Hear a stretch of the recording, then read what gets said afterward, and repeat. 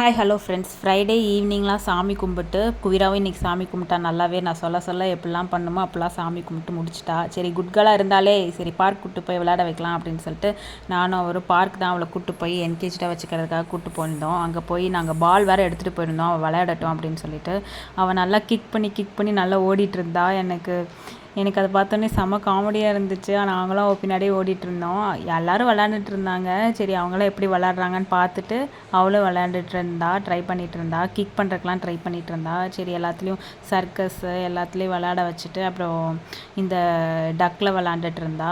ஃபஸ்ட்லாம் இதில் உட்கார வச்சாலே செம்மையாக பயப்படுவா, கீழே இறக்கி விடுன்னுவா. இப்போல்லாம் கொஞ்சம் நேரமாவது விளையாடுறா.